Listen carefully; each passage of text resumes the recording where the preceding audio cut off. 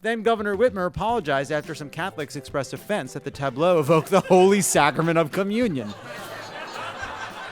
In Whitmer's apology, she claimed it never occurred to her that the video would bring to mind the time Jesus turned into a Dorito. Let's get into it. What a week! On Monday night, after his town hall in Pennsylvania was twice interrupted by medical emergencies in the crowd, Trump ended the Q&A early, saying, "Who the hell wants to hear questions, right?" Continued Trump. Let me hear that music, please. Everyone, let's thank President Trump. Nice and loud. God bless you. Let's send President Trump back to the White House.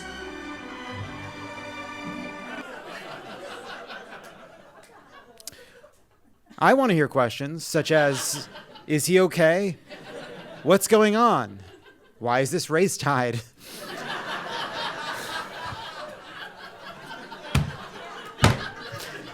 But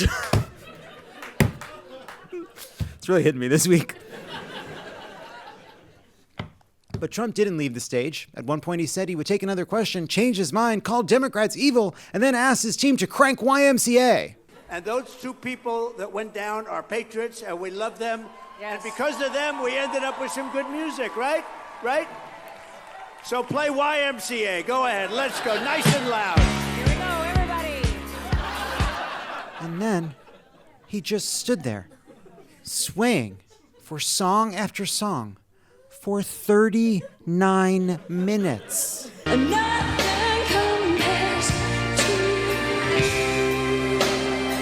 And he remained mostly silent, only occasionally interrupting his swaying to say, "Could a guy with dementia do this?" 39 minutes. To help us all grasp just how long 39 minutes is, we've brought in a separate screen here to play Trump's full music appreciation session silently in real time for the next 39 minutes of the show. All right, everybody, the 39 minutes has begun. We'll keep tabs on it, and if at home it is shorter than 39 minutes, well, you can thank this team for tightening the fuck out of the show after I'm out of earshot. Meanwhile, Trump backed out of a planned interview with CNBC this week, along with an NBC interview and an NRA town hall, this after canceling on 60 Minutes earlier this month. Said Trump, "Get back to me when it's called 60 Minutes of Uninterrupted Dancing." Also, I can't believe Trump turned down the chance to appear on Squawk Box, considering it's also the pet name he's given each of his wives. In all seriousness, it really does seem like something's going on with him, on top of all of the things we know to be going on with him. Trump did show up for an interview with Bloomberg at the Economic Club of Chicago on Tuesday, which didn't exactly put questions about his mental acuity to rest. Trump repeatedly rambled while answering questions, and when called out by Bloomberg editor-in-chief Jon Micklethwait, claimed that his digressions were a purposeful tactic called the weave. You've gone from the dollar to So let macro. me just tell you. No, I'm just telling you basic. It's called the weave. It's all these different things happening. Yeah. Said Trump to Micklethwait, "When it seems like I'm making a mistake, I'm actually doing something very calculated, Mr. Pickleball."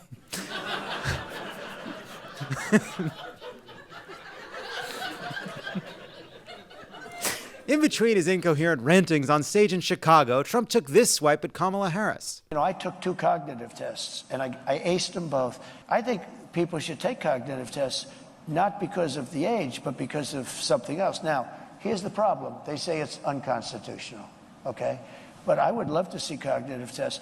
I don't think she could pass a cognitive test. Bragging about passing a cognitive test for a presidential candidate is a lot like bragging about passing a field sobriety test. Like, okay, but why are we taking the test? What's the concern here? It's not something you brag about. It's something you quietly tell your wife while counting your blessings. But then you remember the only wife you've ever truly loved is buried in the golf course with that signed photo of your grandpa and Hitler. Anyway, this entire election is a cognitive test for all of us, and as of now, it is not clear whether or not this country can draw a fucking clock. That's what this election is. That's what it is. America, draw a clock. On Wednesday, Trump had his Fox News town hall taking questions from an all-women audience, an audience that Fox News did not mention was mostly comprised of area Trump supporters. He mostly repeated his various blood libels and then his claim that everyone was thrilled when Roe was overturned. But upon hearing a question about IVF, Trump said this. I'm the father. You don't hear that every day. I'm the father of IVF. I'm the father of IVF. Yuck. And then, moments later, he admitted that Senator Katie Britt, who he made sure to mention he finds hot, had to explain to him what IVF was in February of this year. So I got a call from Katie Britt, a young, just a fantastically attractive person from Alabama. She's a senator. And I said, explain IVF very quickly. And within about 2 minutes, I understood it. This might seem like a contradiction until you remember that to Trump, being a father of something means not knowing or caring about it even a little bit until it affects you personally. Trump had a tougher time at Univision, which is Spanish for Univision.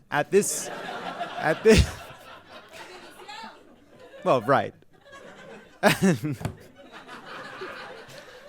At this town hall that was not stacked with adoring fans, he got some gotchas, which I'm going to play at 1.25 speed. I am a Republican, no longer registered though. You know, what happened during January 6th and the fact that, you know, you waited so long to take action while your supporters were attacking the Capitol. Coronavirus, I thought the public was misled during coronavirus and that many more lives could have been saved. I'm curious how people so close to you and your administration no longer want to support you. So why would I want to support you? You know, your own vice president doesn't want to support you now. What's Spanish for plant? All right. It's planta. I know. I remember all the cognates. That's what my Spanish teacher called me in high school. King of the cognate. Could find my way to a cognate beautifully. Now I sound like Trump. Trump took a deep breath and replied, I'm not going to sugarcoat it. To win back your trust, it's going to take some very intense, very sustained dancing. Here's Trump's response to the part about January 6th and the audience's extremely skeptical reaction. Action was taken, strong action. Ashley Babbitt was killed. Nobody was killed. There were no guns down there. We didn't have guns. But that was a day of love from the standpoint of the millions. It's like hundreds of thousands. Taking a shit on Nancy Pelosi's desk is one of the rarer love languages. But it's love nonetheless. Speaking of God complexes, Kamala Harris joined Charlamagne the God for an interview on Tuesday and pushed back on critics who say she's too scripted. Now, you know, one thing they've been saying, a lot of your press hits get criticized. You know, folks say you come off as very scripted. They say you like to stick to your talking points. And some media says you have... That would be called discipline. I like that. This, it's, look, a problem for the after the election, but it's like, what do we want our politicians to be? We want them to be completely and 100% off scripted, but also never make a mistake, always be 100% authentic, repeat their speech over and over and over again, but not in a way that is pointed out to us. Stupid. Sorry, Vice President Harris, discipline isn't a concept we know anymore. We're watching TikToks on our phones instead of paying attention to the TV show we put on, instead of finishing our book, instead of doing our tasks. Having discipline in 2024 is like being fluent in Latin. Impressive, but to what end? During the interview, Harris took aim at Trump's supposed projection of strength. When in fact the man is really quite weak. He's weak. It's a sign of weakness that you want to please dictators and seek their flattery and favor. It's a sign of weakness that you would demean America's military and America's service members. It's a sign of weakness that you don't have the courage to stand up for the Constitution of the United States and the principles upon which it stands. Wow. Yeah. Some people are just really good on the phone.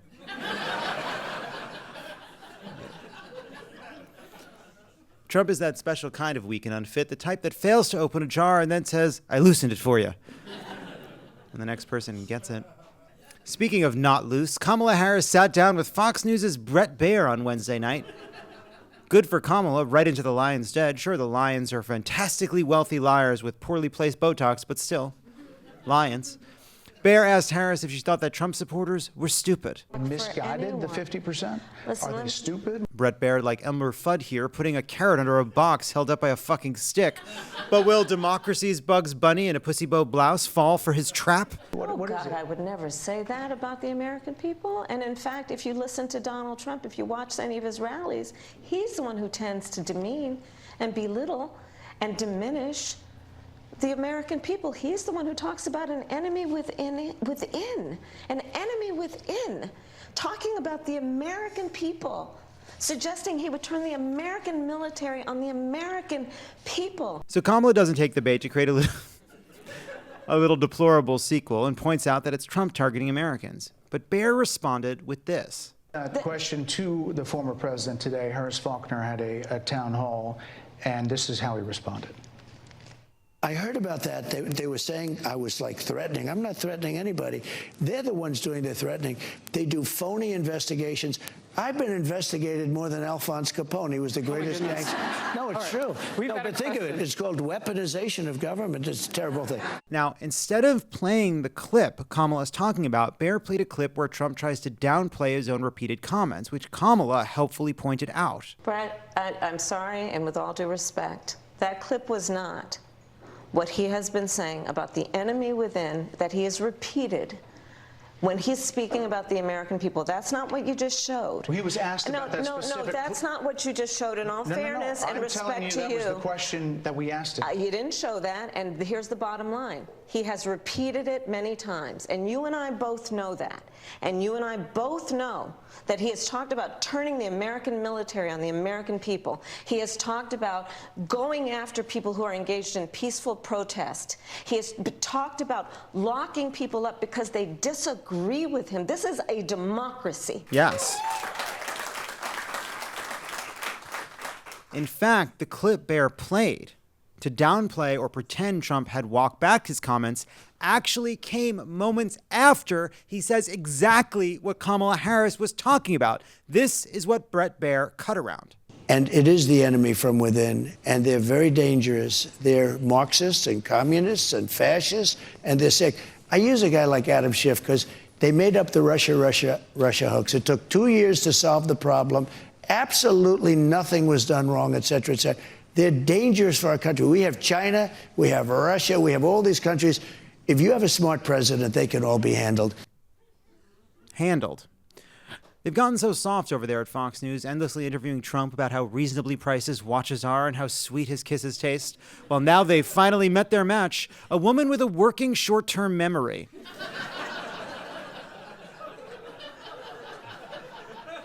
Fresh off her Donnybrook with Brett Baer, Kamala got this line off on some MAGA hecklers attending her rally in Wisconsin on Thursday. Oh, you guys are at the wrong rally. No, I think you meant to go to the smaller one down the street. Nice. Hey, we're still having fun. We're strapped to a rock getting our eyes pecked out by eagles, but we're goofing on the eagles and we're having a good time.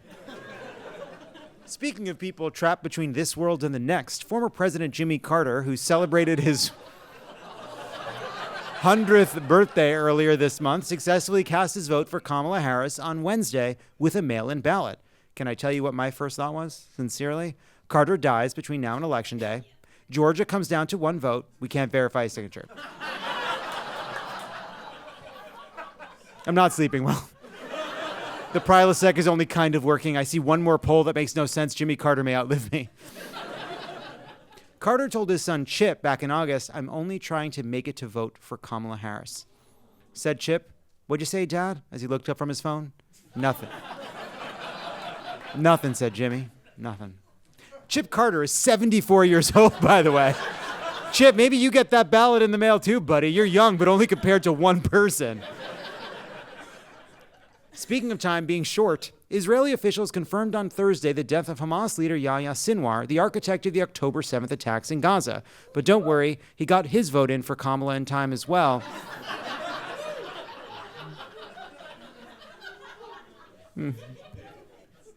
Following the news, Vice President Harris said this in remarks from Wisconsin. This moment gives us an opportunity to finally end the war in Gaza.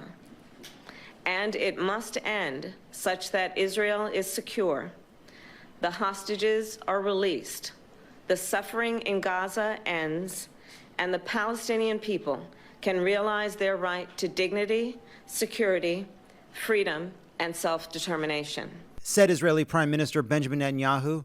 Or should we just not talk about it? All right. On Thursday, the Biden administration announced another round of student debt forgiveness, bringing the total student loan cancellation to $175 billion for nearly 5 million people since President Biden took office. Looks like my staff won't have to pay back their student loans for clown college. I'm kidding. You are my best and only friends. Speaking of clown college, a couple days ago, this video made the rounds.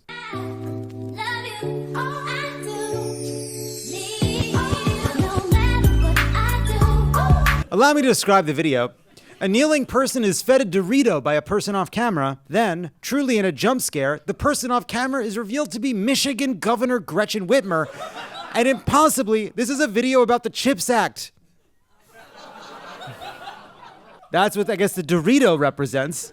To be honest, I hated this video when I saw it last week, but it's October in an election that will determine if we protect the climate, abortion, gender-affirming care, immigrants, Obamacare, and democracy. So when I hate something a Democrat does, I say it in my car on my way to the microphones. Just deal with it. I'll make up for it next year. But then Governor Whitmer apologized after some Catholics expressed offense that the tableau evoked the Holy Sacrament of Communion. In Whitmer's apology, she claimed it never occurred to her that the video would bring to mind the time Jesus turned into a Dorito. Said the governor in a statement, "I would never do something to denigrate someone's faith. I would do something to queer bait based on questionable advice from my Gen Z staff, but if God doesn't like that, he's a dweeb." She continued, "And as a reminder to celebrate all faiths, I always look to my many, many paintings of the Prophet Muhammad." Speaking of apologies, in a podcast interview on Tuesday, Jerry Seinfeld said that he regretted telling The New Yorker in April that the extreme left and PC crap were killing comedy. I did say that. Yeah. That's not true. I don't think as I said, the extreme left has done anything to inhibit the art of comedy. Right. I'm taking that back now officially. With a sigh, added Seinfeld, "What's the deal with me?"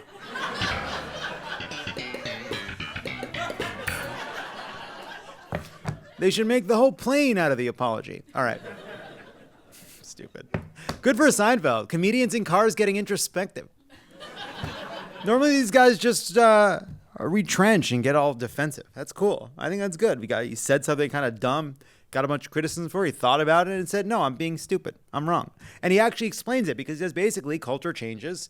Views change, jokes we used to make, we can't make anymore. But the job, he compared it to skiing because he's always got a metaphor for comedy. At least this one's about sports and not like splitting the atom or something. But like, he's like, the skiers have to hit the gates. He has to hit the marks. If you don't hit the space where you're supposed to go, it's not funny. That's not on the culture. That's on you, which I thought was a very good point. So good for Jerry Seinfeld.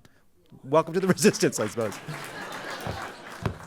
In a week of weirdness, one weirdness more, no one knows who is currently the CEO of Boar's Head. Because it's three pigs in a trench coat. It's not. According to the Times, the deli meat empire is run by a secretive dynasty of two families, the Brunkhorsts and the Biscoffs. Two households both alike in pignity. Also, the exact names you'd make up for dueling families controlling a deli meat empire. According to Boar's Head's former head of finance in a 2022 deposition, even the finance department wasn't allowed to access even basic information about Boar's Head's sales, all of which had drawn scrutiny in the wake of a deadly listeria outbreak that exposed safety problems at a Virginia plant. They're as secretive as anybody I can think of in the industry, said Tom Johnston, editor of Meeting Place, different word, MEAT, a trade publication covering the meat processing industry. Forget it, Tom. It's charcuterie town. Let's do a quick poll. Just decide which one you like better. Forget it, Tom. It's prosciutto town. All right. I think about even. Forget it, Tom. It's Hamtown. No. That was wrong. They've got a saying at Boar's Head. Snitches get stitches. And a big sandwich. Because everybody gets a big sandwich. Thought that one would do better. And finally, Penguin Random House announced Wednesday that Pope Francis's memoir titled Hope will be published in February. The full title of the memoir was It's Me, the Pope, and I'm Full of a Hope. A memoir by the Pope? What will these penguins think of next?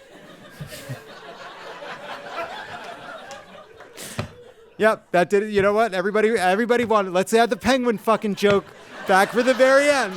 What will these penguins think? Everyone likes it. All right, I'll put it in. I don't feel like the right way to end the monologue. But that's what we did.